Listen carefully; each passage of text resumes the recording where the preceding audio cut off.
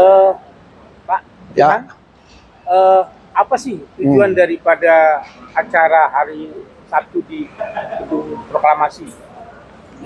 jadi gini, rapat kerja nasional LAKI yang ke-18 ini kan merupakan program nasional yang rutin setiap tahun. Nah, memang dalam tahun 2025 ini ada momen penting yang kita harus lakukan kegiatan rakernas ini. Yang pertama, kita ingin mendorong pemerintah untuk merevisi undang-undang tindak pidana korupsi. Nah, yang kedua, momen tahun ini, Rakernas ini adalah kita akan laksanakan deklarasi Hari Anti Korupsi Indonesia. Ya, memang selama ini hari anti korupsi Indonesia itu belum memiliki, hanya Hari Anti Korupsi Dunia, yaitu 9 Desember. Nah, mungkin kita akan sampaikan kepada pemerintah dalam rangka ingin mewujudkan Indonesia Emas 2045 dan merupakan bentuk dukungan kepada pemerintah Prabowo dalam pemberantasan korupsi, maka ini diperlukan Hari Anti Korupsi Indonesia. Tujuannya apa? Untuk mengingatkan kembali agar kita itu mengingat tentang bahaya laten korupsi. Nah, karena itu kita minta kepada pemerintah untuk menetapkan Hari Anti Korupsi Indonesia itu setiap tanggal 20 Mei. Nah, momen ini sangat penting 20 Mei karena Hari Kebangkitan Nasional. Nah, Terus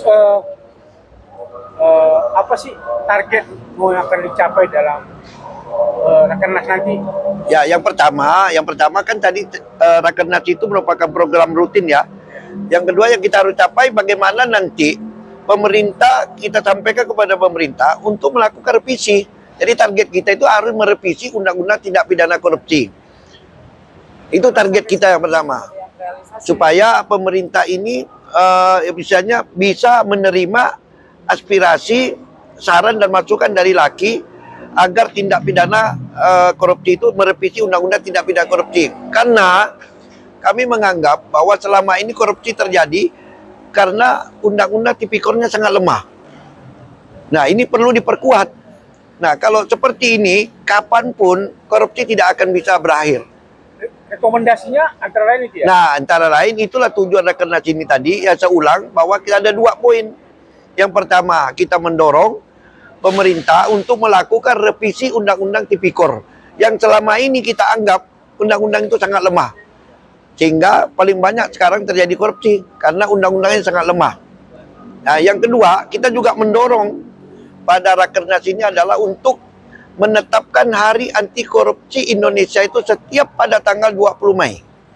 Nah, momen ini penting karena 20 Mei itu adalah Hari Kebangkitan Nasional, di mana pada saat itu Budi Utomo dapat menyatukan seluruh rakyat untuk mengusir penjajah.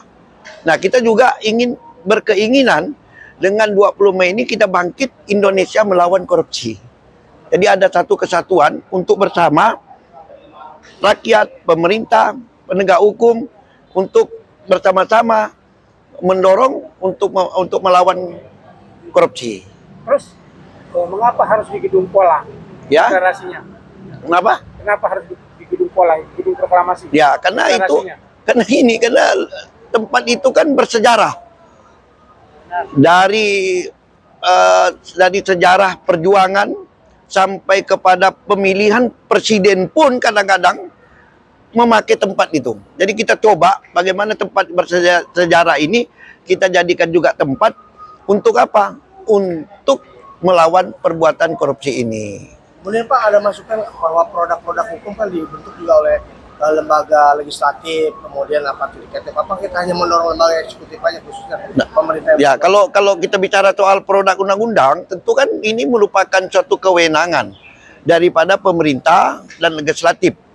Nah, karena itu kita juga mendorong kepada pemerintah, dan termasuklah di situ ada legislatif, eksekutif, termasuk yudikatifnya, untuk bersama-sama untuk mendukung program ini. Nah, kalau program ini berhasil, saya yakin dan percaya Indonesia akan keluar dari krisis moral atas perbuatan korupsi itu. Belum ada yang terrealisasi. Nah, Masalah undang-undangnya gitu loh. Benar nggak deh? Iya. Oke, dadah.